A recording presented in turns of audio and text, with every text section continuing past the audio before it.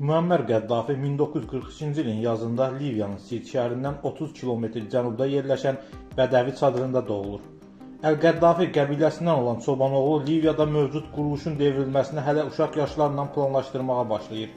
Hökumət əleyhinə nümayişlər təşkil etdiyi üçün onu məktəbdən qovurlar. 1965-ci ildə Qəddafi Benqazidəki hərbi kolleci bitirərək leytenant rütbəsi alır. Daha sonra təhsilini və hazırlıq səviyyəsini artırmaq üçün Böyük Britaniyada hərbi akademiyaya daxil olur və 1967-ci ildə kapitan rütbəsi alır.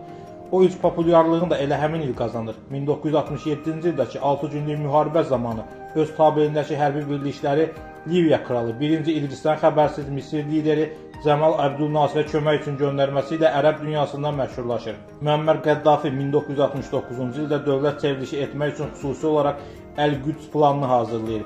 Bu planın icrası bir neçə dəfə təxirə düşür. Nəhayət, Kral 1-ci İdris Türkiyədə müalicədə olmasına istifadə edərək 1 sentyabr 1969-cu il tarixində tabeliyində olan hərbi birləşmələrlə Benqazi, Tripoli və ölkənin digər şəhərlərində hərəkətə keçir.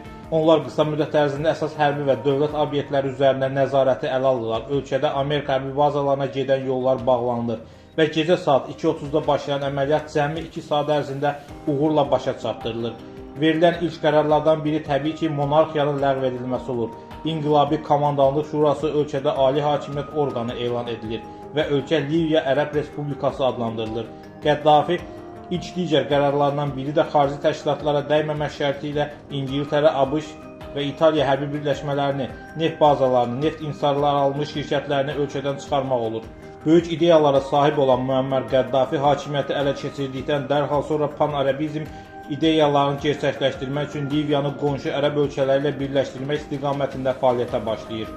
1969-cu ildə Tripolidə Qəddafi, Misir prezidenti Cəmal Əbdülnasir və Sudanın baş naziri Cəfər Nimeyranın iştirakı ilə görüş keçirilir və onun nəticəsinə görə bu üç dövlətin birləşməsi ideyası öz əksini göstərən Tripoli xartiyası imzalanır.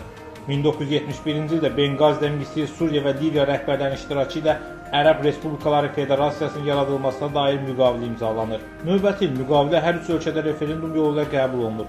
Vahid dövlətin bayrağı və gerbi təsdiqlənir. Lakin rəhbərlər arasında fikir ayrılıqları səbəbindən 11 noyabr 1977-ci ildə Ərəb Respublikaları Federasiyası ləğv olunur. Ona qarşı çıxan adamlardan istər ölkə daxilində, istərsə də xaricdə qisaslar alır. Dünyada böyük əks-səda yaradan qətllər törədir və bu haqda hətta açıq bəyanatlar verməkdən çəkinmir. Mənim xalqım düşmənini öz ölkəsində olduğu kimi xaricdə də cəzalandırmağa qadirdir, deyir. 1979-cu ildə ABŞ Liviyanı terrorizmə sponsorluq edən ölkələr siyahısına daxil edir. 80-ci illərin əvvəlində isə Liviya rejimini ən azı 45 ölkənin daxili işlərinə qarışmaqda ittiham edir. Qəddafi isə Washington Post qəzetinə verdiyi müsahibədə terrorçuları deyil, milli azadlıq hərəkatlarını dəstəklədiyini bildirir.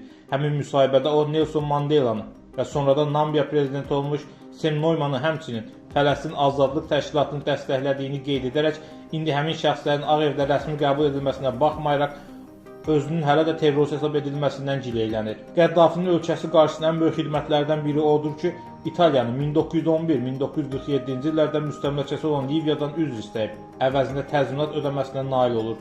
Liviyada yaşayan İtalyan və Yəhudilərin əmlaklarını əllərindən alaraq onları ölkədən qovur. Hündürlüyü sevməyən Qəddafi çadırda yaşayır. Maraqlısı budur ki, xarici dövlətlərdə rəsmi səfərdə olanda da o çadır qurdurur.